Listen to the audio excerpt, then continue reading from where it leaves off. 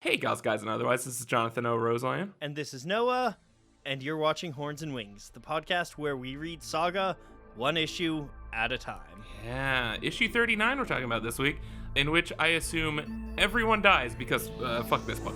Let's get into it.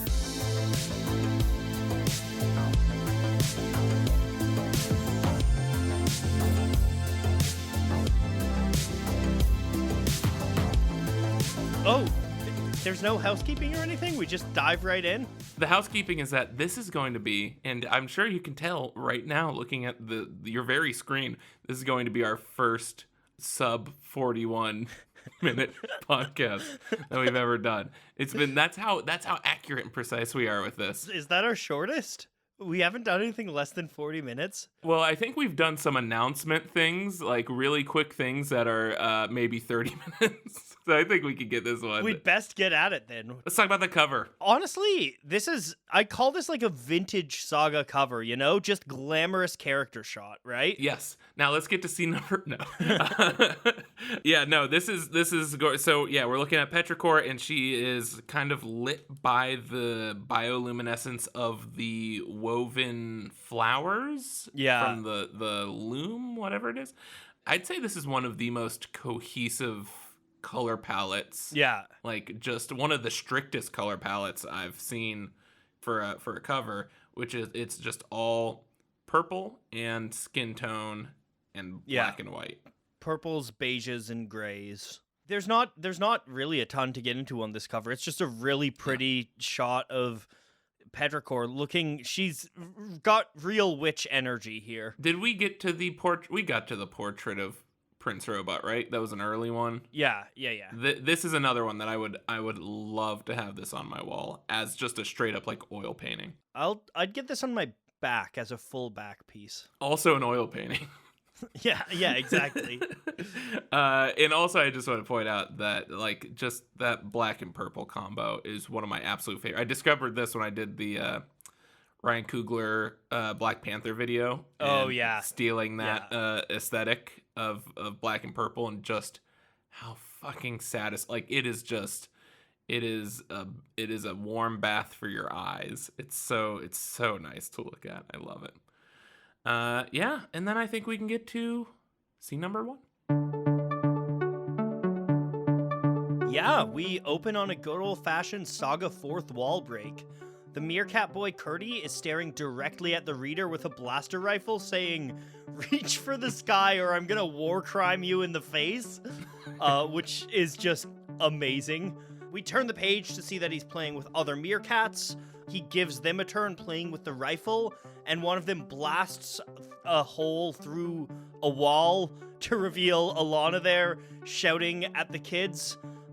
She takes the gun away, tells them she hasn't shot one in a long time, but she could still field strip it blindfolded, and that's when a call comes from the rocket ship tree. Hazel is shouting for help. We blew through that. I love it. Yeah. It's one of these, we've seen these guns before. They're kind of like the green, like laser blaster guns. But what I really like is we see Very her, Tron. Yeah, disarming it and like taking the glowing disc out.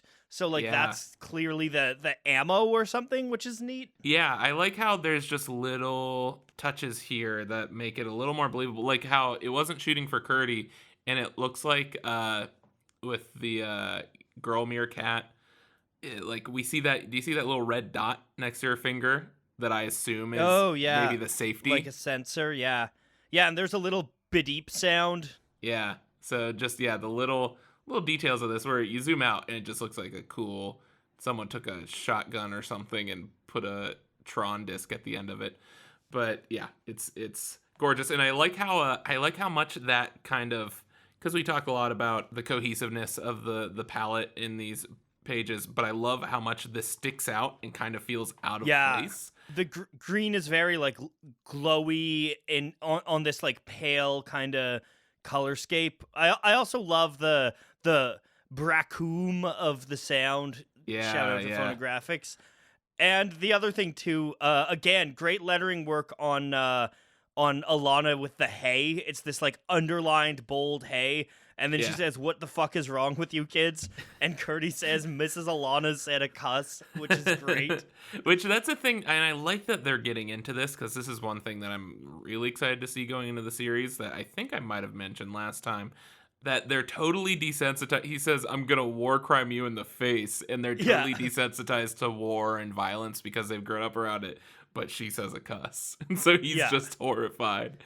I also think it's so funny because it's such a good indicator of like kind of how different Alana has become right now. Like Alana's very like raising the kids. She's cooking meals a lot and like around children and around Hazel, and like it is not shocking at all that Alana said a cuss. So it shows kind of what side of her they've seen throughout all of this. Yeah.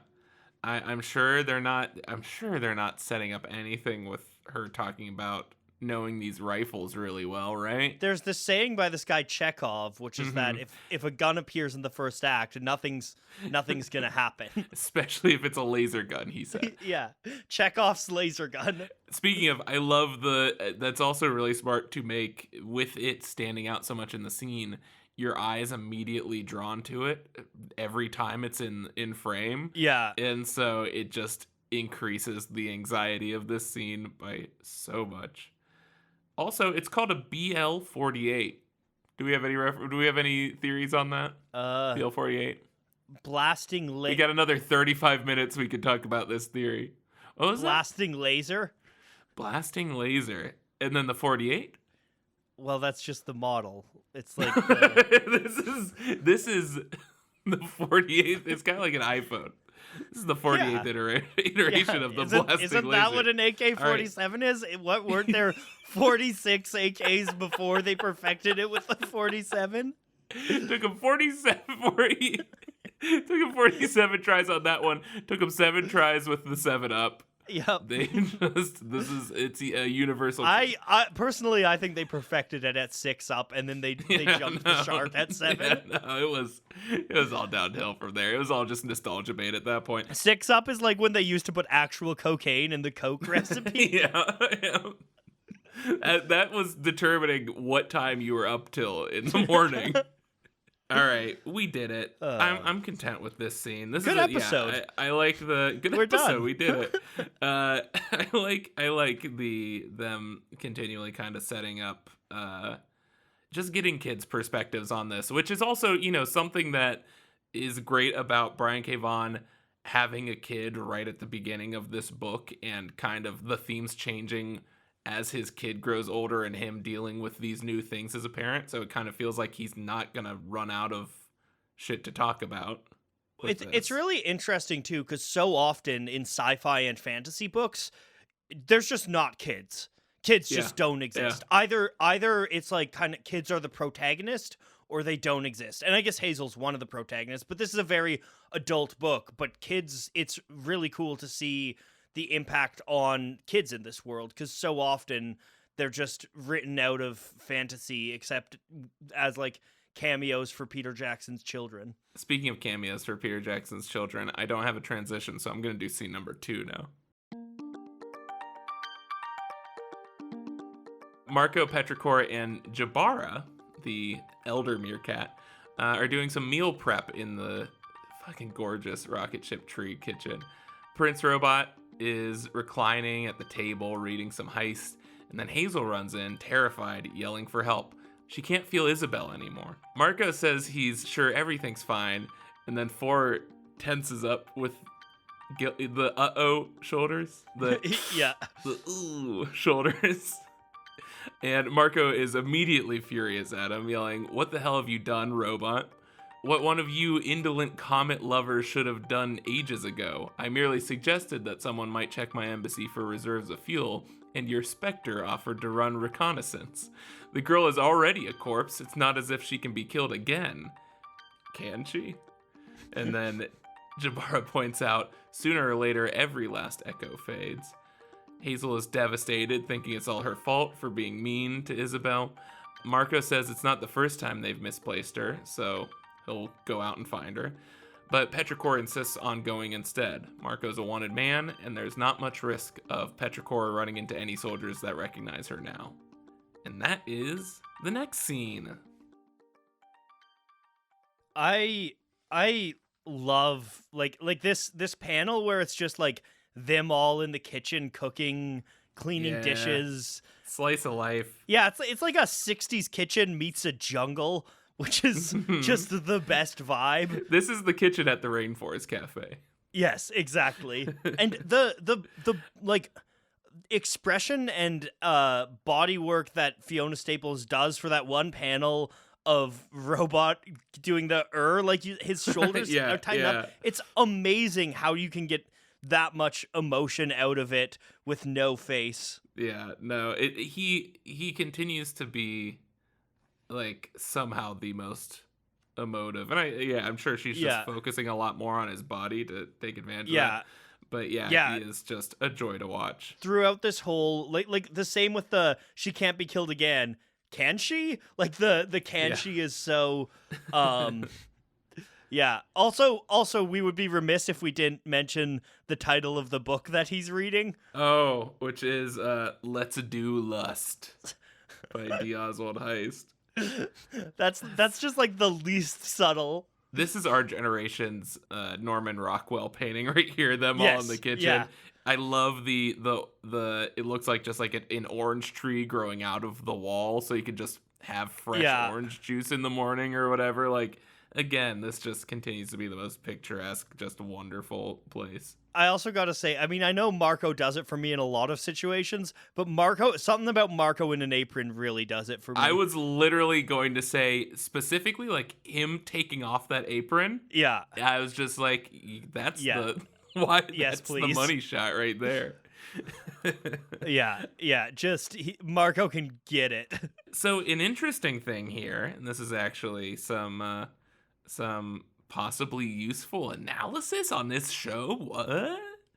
But Jabara, the older meerkat, who mentions, because Marco mentioned that they rescued Isabel from the egg planet, and Jabara has a kind of a side of like, your family witnessed the birth of a time suck. Fang nearly collided with one several winters ago, but the blessings from above protected. And then she gets cut off from by Petrichor.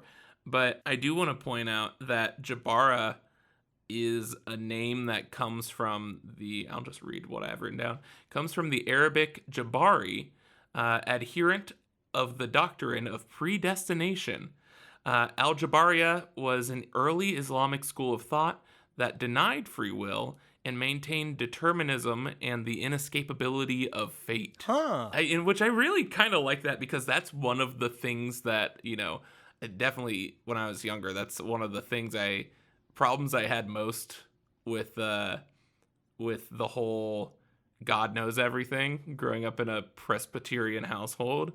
This idea of like, oh, if God knows what I'm going to do, then why is he punishing me? Yeah. He knew it when he made me.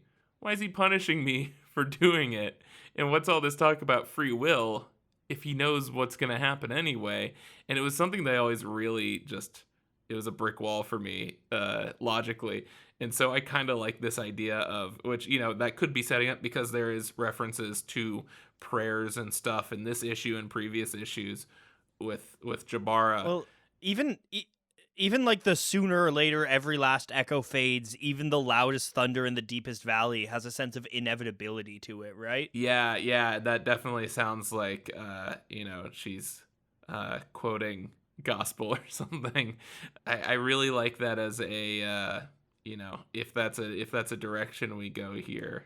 I would definitely want to see more, because we have seen just a very small portion of the kind of religious stuff in that's very true in this world, which is interesting that it's so sparse, especially during like wartime, when that's generally a justification for a lot of things.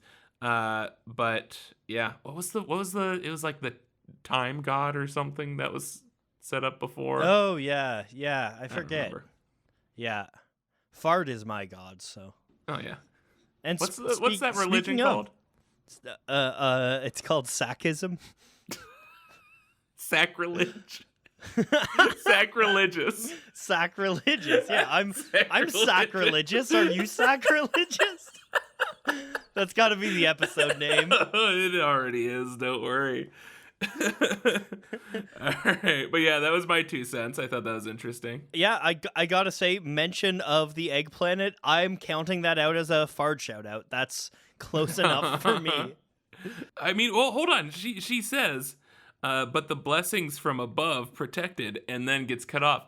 I think Fard just kind of pushed the comment out of the way, so one run into the egg. Could this be the same time suck? Are they setting up like a interconnected thing? I don't know, because that feels like several winters ago.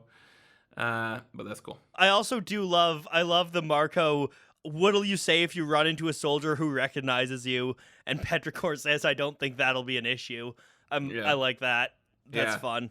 Yeah, I like that. That comes post sort of the timeline we got with, 2 episodes ago when we first saw the Fang montage of seeing pre-transition Petrichor. Yeah. Good shit. Next scene. We open on a wide shot of some sort of pub, club, brothel, tavern thing called Fumo Domo. Inside, the Will is smoking space hookah with someone who is presumably a sex worker that is licking his neck. He takes a call from his agent, who tells him that he hasn't taken a gig in months and that the union has noticed. His agent, and again, this is the seahorse agent dude on the Paradise planet, says that the target, which is Hazel, has been transferred to another freelancer, and the Will has been fired, and his agent is closing up shop. As the Will is getting this news, a rhino-horned man speaking blue bursts into the room and starts to try to choke out the Will. The Will reaches for his lance, and all of this is while his agent is telling him all of this.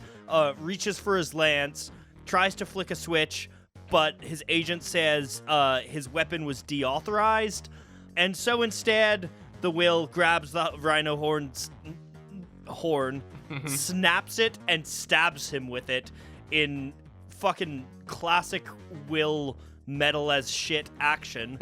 And the guy drops the Will and hobbles off, and we're left with the Will sitting on the floor, and his agent says, I wish you the best, Billy. He is no longer a freelancer, so he's just Billy now. He's just Will. What?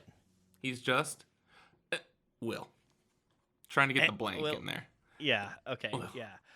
Just like your name is John. I've been really patient about your fucking up the pronunciation this long, so I appreciate that you finally put in the effort. Hey, gals, guys, and otherwise, I'm Jonathan O'Rose Lion. No, I love, this is just a really fun scene. I love this feels like just an Indiana Jones kind of action sequence of comedy of errors type thing. Yeah. Very much like when, in Temple of Doom, Indiana Jones goes to pull out his gun to pull the same cool shit that he did in the first movie, and then his gun's gone, and he just shrugs and runs away. I mean, it's very much it's a kind of like workman-like scene, because it basically like the agent is dumping a whole bunch of exposition on him. Yeah. And rather than just have that in a conversation, we've got like interesting, fun action going on, and there's this kind of like, irony of him having this conversation while fighting for his life. Like it's a great way of making a scene that could have been a bit of a boring info dump into like a kind of, dynamic action scene, because there is some really good kind of action sightlines in this and everything. Yeah. Also, I want to point out that I assume we're still on Wreath here, because first of all, everyone's horned. Everyone's horny. Second of all, we have the yellow sky in the establishing shot, which true. The other time we've been on Wreath was a flashback for Marco, Also, and that had the yellow sky. The third hint for us being on Wreath is Will saying, "Listen, I'm still on Reef." Look, I like to read between the lines, and sometimes I don't bother with the lines because there's so much between them. I don't know about this. I don't know about this theory of yours, John. This one seems a little too out there. With that knowledge, I assumed that the name of the club, Fumo Domo, was Esperanto. What do you think Fumo Domo means? Fuck dungeon. You got it. Got it. Love to go to a place called Fuck Dungeon. It means smokehouse, which, he's like a Smoking hookah joint. Hookah, yeah. But yeah, I also love that the tiny little sweet boy. I probably out. could have guessed that Fumo meant smoke. Actually, that makes sense. Yeah, well, you didn't. Yeah. It's actually like I would honestly like have like I would get a poster of this first panel. It's this like calm scene with Sweet Boy, and you can see the Star Whacker sitting there, and this like pub is like built into a cliff. It's very cool. Again, very Indiana Jones, Last Crusade. Yeah. But no, that would be like a fucking amazing computer wallpaper or something. Also, you know what? Here's something that you were right about. Last episode, we weren't sure if this was the first time we saw him with a beard, but that was in fact the first. When we saw him when he was hanging out with Upshur and Doff, he was beardless, and now he has grown a beard since then. So yeah, you were right about the beard premiere. Yeah. It's an interesting beard because it's kind of like flesh colored. I don't know what to make of it. It does remind me of. I mean, I've got this has been my look for much of the quarantine. I'll bother to shave my head because I don't want to have to deal with hair. Yep. But just big old beard. I mean, this is something we can both relate on. Yeah. No, this is I could literally cosplay this version of the Will tomorrow, and it would not be an issue. All right, so let's burn through some blue here. What do we think Hedge de Culo is? Hey, dickhead. You'd think it's Hey Fat Man. So we got another asshole here. Oh, fat phobia. I see how it is. And then we got, what is it? Via Specco ne Bonvena? No idea. It is Your Kind Is Not Welcome. Oh. Is he talking about just fat people? We don't know. I think he's talking about freelancers. What about this one? I think you can figure this one out. Mi Perilas Alvi. I'm going to kill you? I put a little too much faith in you there. I'm talking to you. That's that's you got some work. You got a lot of those words. Paralas, like parlay. I just got to remember you got it's three of the French. 4 words. I just got to remember it's very close to French. Yeah, that's what I thought the paralas would help you out. Yeah. There. But you got all the other words. And then do we have and then he gets wait, hold on. We have one where he's grabbing his horn. And he goes hung. Hung. I think that's blue for hung. Yep. Then we got gra. Is that blue for gra? Fucking 2 for 2 here, dude. And then Mia Bracco. My arm or my shoulder? Hold on, I'll cut out the second one. My arm. Because you had it in 3. It's definitely there we my go. arm. Yeah, there you go. This is essentially that's the nice thing about our podcast and why it's such a good deal. Is that you also learned to speak Esperanto? It's essentially Duolingo. Yeah. Was there anything else that I like that he has like a bull belt, but in this setting it might just be like some dude's head. Yeah, I do like the can't believe I ever shared 10% with your worthless ass. The Will saying that to his agent. Yeah, this is just like no joke, this is the scene that kind of gives this issue life and makes it like he's very good about, even in these kind of setup issues, of giving us just at least something that's really fun. Yeah. We get some violence, we get some titties, we get everything you want in this scene. Those are the 2 things that I want. You got it. Also, just a cool little thing that Fiona Staples here does is we have a 180 line break to make this in the middle of this action sequence when the guys choke. Oh yeah, we do. Will. Yeah. But I like that it's masked with a page turn or just a page break, not even a page turn, but just the fact that like when you do a page turn, you already kind of have to readjust and find your Reorient. Yeah. find your bearings again. So kind of hiding it with that page break is really really smart. I also just the palette in this bar, this like orange light, I really like, especially given how kind of dreary and dark a lot of the rest of this issue is. And yeah, when you can see in the last couple panels, you can see like the haziness of the place, and it looks like almost these like those Japanese kind of like Yeah, it feels like papery windows. it feels like a Tarantino set piece. I'll agree with that. And I think that's all I had to say about that. All right, All right. we're making good time. This is where John drops a dumbass fan theory on us. Hold on. Can I come up with a good one? No. All right. See number 4. What if they're telepathic? Hazel sits on the outskirts of the camp, watching a distant Landfallian air assault. Curdy appears, saying he's supposed to be at nighttime prayers, but he wanted to say hi to Hazel. She's entirely indifferent. He asks if she thinks her babysitter is okay. She doesn't think that, and she changes the topic. Curdy, do you believe in paradise? He asks, like where we go after we die? Sure, that's where my mom and dad and big sister are. Hazel says she thinks it's just a fakey story the adults tell, like the Feather Fairy. She says that Isabel would tell her that the Feather Fairy would leave treasure for her if she left her feathers under her pillow. But it was never anything better than a few stupid marbles. Curdy is just amazed by this. The Feather Fairy gave you marbles? Don't be dumb, Curdy. Isabel put that stuff under my pillow.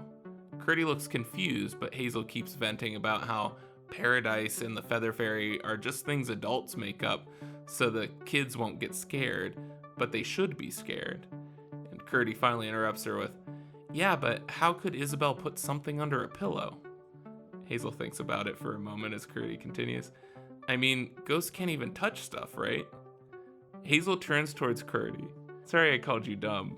I'm gonna kiss you now, okay? Okay, Curdy is shocked. Mwah. All that fanfic about us is finally going true, where we just smooch once and are friends. All this fanfic on us that doesn't know, that only knows what I look like based on my one paint drawing. It's just a fully photorealistic John and the MS Paint drawing of my face. The big boobed fan art version of that drawing. That is prime wash polyphonic material there. Yeah, yeah. Okay, also we're in the middle of this nice scene. Sorry I called you dumb. I'm gonna kiss you now, okay? Curdy is shocked. On the mouth? And we end on a splash page of Hazel's first kiss. A Landfallian ship explodes in the background like a firework. I love that. It's a great touch. Her narration comes in with, in the beginning, love is mostly about lying to each other. And that's it. What a nice little thing. The page where they're talking, like that's like 9 small panels. It's a 9-panel grid. You never get those in this. It's a Watchmen page. Yeah, and it's great too. Like I love that, because one of them is just silent. And like they could have made this 6 or 7 panels, but I like the timing of it is really nice. Well, and they're all like really tight shots on the face. Like it feels like this is a really intimate conversation as Hazel's talking, and then you're just getting all of these kind of reaction faces from Curdy. Yeah. Oh my gosh. Every Curdy shot in this is just the cutest thing. You got the just deep thinker philosophy one right in the middle, and yeah. The on the mouth. Yeah. I also love Curdy's vision of paradise as a lot like here, I guess, but you just get to never be dead. I'm not sure whether that sounds like a great paradise or whether that sounds awful. I think it sounds awful. I'll take it. At this point, I'll take it. What is paradise for the sacrilegious? For the sacrilegious? The sack. Of course. We all swim around as sperm in Fard's sack eternally. Okay. Well, now that we got that out of the way, I do really like that this is like, again, to keep up with that theme of like now that we can focus on sort of the kids' perspectives and her learning empathy. And uh, I think this is just a really nice lesson in humility. Did I ever talk about on here because, I was as a teenager who was like rebellious and like just coming from a religious family, any kind of like gotcha, like I'd love to debate, and I loved, like, I just went so full in the other direction of pure logic, pure critical thinking, debate me about religion and all this stuff. I was fucking insufferable. But one of the things that I just loved to debate about was toilet paper, and The how side it goes on. which side is facing out. Oh my god. And it was just like because if I go to someone else's house, and And they you would didn't just have. wait, John. Yeah. You would just go to somebody else's house. You would take a piss, and you would Yeah. see the toilet paper. I'd go to and wipe you would my walk penis. out, and you would walk out and say, "Debate me on how you hang your toilet paper." I'd set up my folding table. I'd have my sign right on the front that is, "Your toilet paper is wrong. Debate me." And but it would just be like this dumb like conversation starter thing where it'd be like like it's just Oh, yeah, no, objectively better I've to have I've the been toilet on the paper in internet front. before. I know this debate, John. But the thing, like, and I was so thoroughly convinced of this. Like, this was something that I just like was like I've thought about it from every fucking angle. It is always better to have the toilet paper in the front. And I was going on my fucking tangent about it, and then I was literally at a party because I'm really good at parties. And someone was like, "Yeah, but what if you have a cat?" And I was like, "What?" And they're like, "Yeah, if you have a cat, if it's in the front, they bat at it and it unrolls the toilet paper. But if it's in the back, it just keeps spinning and it doesn't unroll." And my whole fucking world was shattered beneath me. And I shrank into a California raisin, and I just rolled out of the room dead. It was just the end of my life.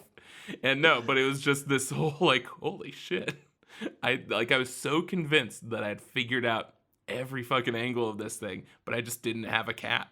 And that just didn't occur to me. And it was just such a good fucking, and I now the only thing that I'll battle to the death is telepathy. But I'm imagining this scene like the opening scene in The Social Network. yeah, but more pretentious. And like, and the White Stripes is playing even Ball louder. and Biscuit is playing in the background. The White Stripes is absolutely playing, but I'm just more of an asshole. So why would anybody possibly place the toilet paper rule on? It just makes so much more sense. Oh god. But yeah, no, so I just like that has been such a great sort of learning thing for me, of just like from that moment on I was like, hey, maybe I don't fucking know everything, no matter how thoroughly because that was just such a nice thing where it's like, it's so simple and there seems to be so few variables that like this is the one thing I could say that it's just objectively better. And even then, like, no, because you don't have everyone else's perspective. And so I love that whole moment of like her thinking like, of course Isabel was just swapping out the feathers like the tooth fairy. And then Curdy, she's clearly kind of looking down at like, you think dumb she's fuck. so much older You and smarter. fucking imbecile. You absolute fucking imbecile, Curdy. And then he's just like, yeah, well, what about this? And then just fucking that, you know what? I think that's what makes that spaceship explode.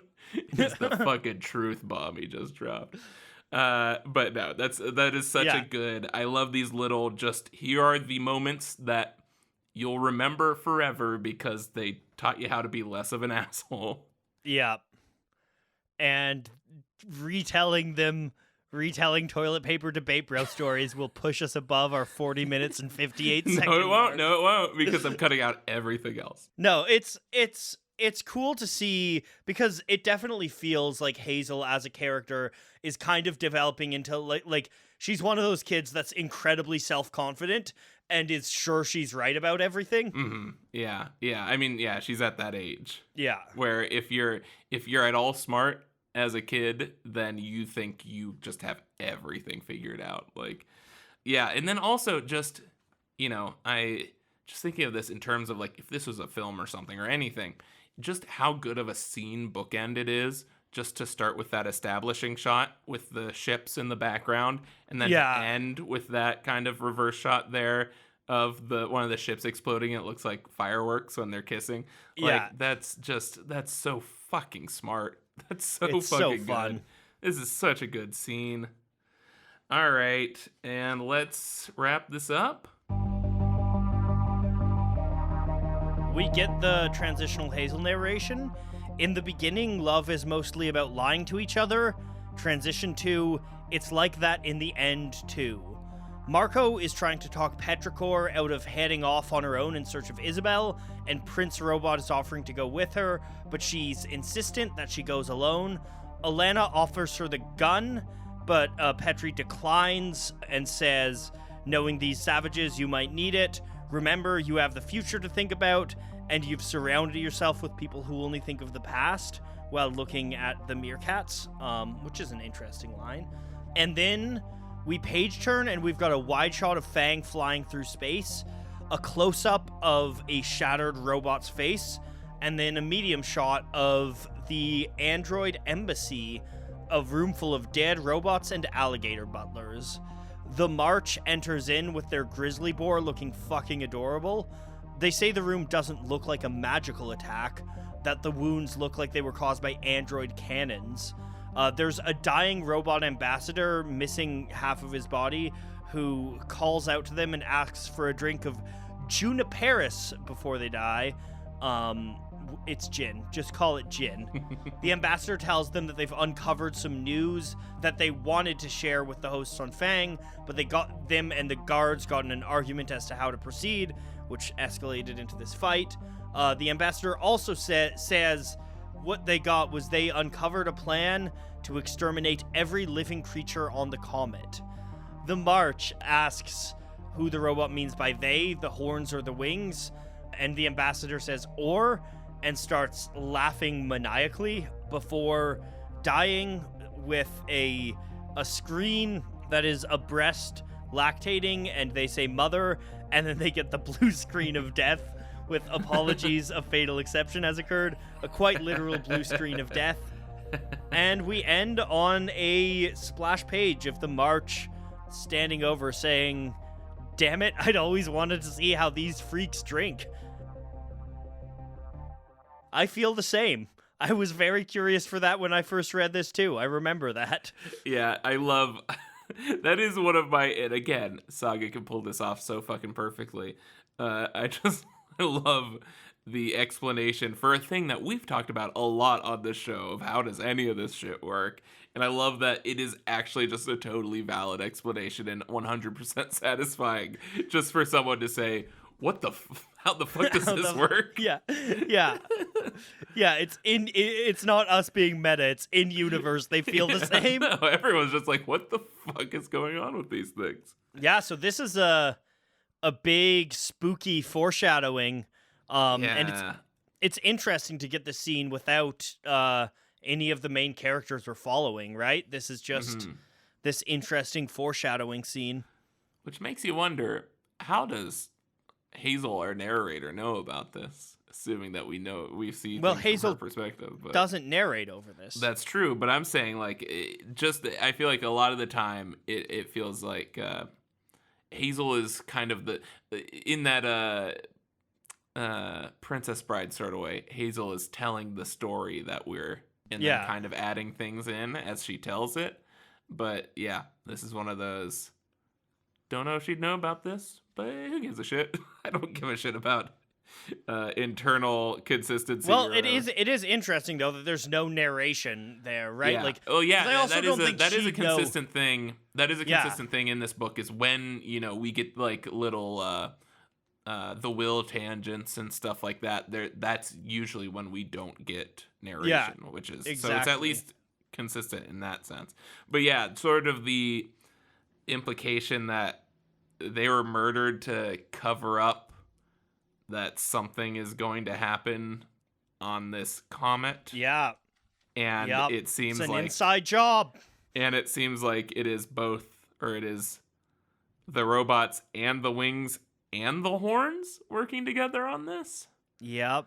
As a reader, I'm just like, fucking of, how did I not Yeah. see this coming? Like, fucking of course. And you get the sense that it has just sent this robot a little over the edge with that laughter. And the way, honestly, the panel where the ambassador robot says they intend to exterminate every living creature on this comet, and their screen is all like distorted and hazy. It's like that's a pretty kind of like haunting robot facial expression. That I really like that one. That's a really interesting choice of having that kind of. This sequence feels very kind of like horror movie. You know what? You know what that screen reminds me of? I was just watching the Super Eye Patch Wolf. What the internet did to Garfield. Oh, I started watching that. I haven't finished it. This very much feels like that aesthetic of this like kind of Yeah. broken media type, just general creepiness. But yeah, that's really, really cool. Man, I just like, that is the one thing that I would love to see. Again, my number one choice is still have Damon Lindelof do just something that takes place in the Saga universe Yeah. without doing Saga the story, on like make it an HBO series or whatever, Watchmen style. If there's one thing that makes me want to see that, it's just how fucking cool you can get with the screens, and even with like the lighting from the screen, like just picturing this dark room light up with that creepy wavy staticky image. Yeah. Is really Honestly, fucking cool. we were talking about this off the podcast, but I would maybe fuck with a like adult animated Saga like Arcane, like that sort of 3D Specifically animation. Arcane, yeah, that would be fantastic. Yeah, just thinking with the glitches. Yeah, don't give me Invincible. No. Don't No, let I don't- Amazon Prime do it. Like, No, God, no. Go straight up Spider-Verse Arcane. Yeah, with yeah, it. like 3D adult animation. Yeah, Yeah, I would love that. yeah. Because if you just did like a like 2D animation, it's not going to be as good as Fiona Staples. It's just going to be a worse Fiona Staples. Yep. Also, Juniperis is the scientific name for the juniper, like bush or berry or whatever, which is that's what you mix with gin for the non-gin drinkers out there. I really love the atmosphere of this whole set piece, like the kind of like the dead things. It is very creepy. It's so fucking creepy. That establishing page too, of just, you get the comet, and then you get like kind of the vacuum of space creepiness, and then a half blown up robot head, which I love that they have like organs in their body, it looks like, but then also it's just kind of like mechanics in their head, computer parts in the head, like if you broke a CRT monitor or something. And then just the body, like, it's super creepy. This feels like a good like post credits thing or something. Yeah. To set up next episode. I like it. It's good. And that's it. And that's all I have to say about it, Noah. Yeah. I mean, I think it's interesting because I guess there's kind of a I just thought it's interesting because there's kind of like the cliffhanger is this big thing, and then they end on kind of like, usually the last panel is the big cliffhanger, but the last panel is kind of a joke here. Yeah, right? It's just a joke. It's almost like lightning things. It kind of just kind of meshes with this as a setting things up issue, and not necessarily a big bombshell issue, and it's just really, really nice fun moments, and we get some amazing scenes here that absolutely justify this issue. Like every scene there's something really enjoyable. Mostly just Marco taking off that apron. Brandon Sanderson in his writing course talks about how like kind of one of the big things you do in a story is planting progress and payoff. Like the first issue or two, you're kind of planting, you're setting up the seeds. We're well into the progress here, right? Where the plot is progressing, characters are going where they need to go, arcs are progressing a little. So you have this kind of thematic plot at the beginning where you're like, this is gonna be about kind of like thematically about innocence and the loss of innocence in a war zone. And I mean, what is a better shot that encapsulates the loss of innocence and coming to age in a war zone of having your first kiss as fucking stars explode behind you or ships explode behind you. Like, and it's having that be, following up her like literal loss of innocence with losing Isabel, yeah. like such a, like, that's the end of her childhood type thing, or that stage of her childhood. Yeah, like there's a real, you're really progressing the themes here and moving toward what I'm sure will be a completely happy end to this arc. Where her and Curdie, we flash forward to the future, and her and Curdie are married. That's the next issue. They're married. It's pretty much just like if you've seen the last episode of Parks and Rec. It's essentially that. Yeah. Where absolutely everybody gets absolutely everything they want. All right. So, no, what's your favorite moment from this issue? I think my favorite moment is it's somewhere in this last scene. It might be just that first page that we looked at, or I think it's just that they intend to exterminate every living creature on this comet with the staticky screen. Like it's so chilling and it's I love that it's chilling in a relatively small panel too, right? Like it's not a huge kind of like splash of that. It's just this. It makes it feel more claustrophobic too. Yeah, like they don't even right fit on the panel. Like it's literally claustrophobic. Yeah. Ooh. No, that's great. I love the whole conversation between Curdie and Hazel and that shutting down her toilet paper argument there. Good shit. Do you have a song? Oh, I have a song. I bet you can guess what my song is. I have no idea what your song is. My First Kiss went a little like this. My First Kiss by 303 featuring Kesha. Really classing it up. I went for a similar thing. I did Don't Delete the Kisses by Wolf Alice. It's just a sincerely good song. If there's any among you, I mean, not to slam on Kesha, because Kesha's latest stuff is awesome. And we just went over the 41-minute mark. But if there's any Zoomers among the crowd that are unaware of this song, and in general are unaware of the existence of 303, well, just do yourself a favor. No, don't. No. Forget everything we've said, Zoomers. Yeah. All the Zoomers listening to this. You're welcome. It was big. Oh, God. I'm tired. Hey, let's listen to my favorite 303 song.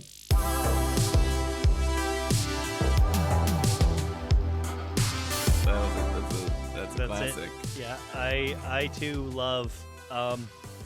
I literally wish I could name another. No, I'm actually very glad I can't name another one of their songs. Really big. They were really big, you guys. What do we have a question of the week? I mean, can we ask people about their first kiss, or is that too intrusive? That's question number one. Tell us about your first kiss if you want. And for the people who, don't want, let's say... Tell us about your first fuck. Let's tame it down, just like first finger fuck.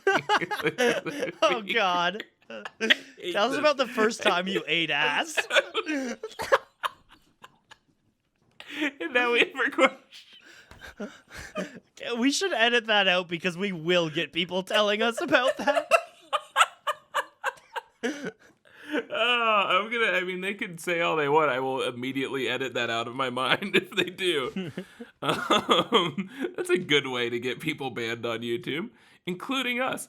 I'm going to say, what is your favorite creepy moment from Saga so far?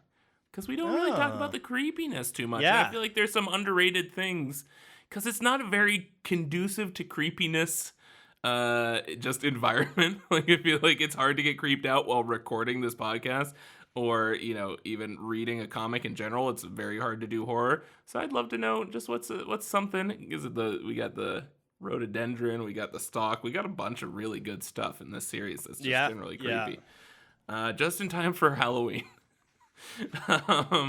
And I think that we did it. And you know what? I fucking nailed it. Under 141 minutes. We fucking did it. All right. Yep. I'm so proud of us. Well, thank you all so much for joining us on this journey.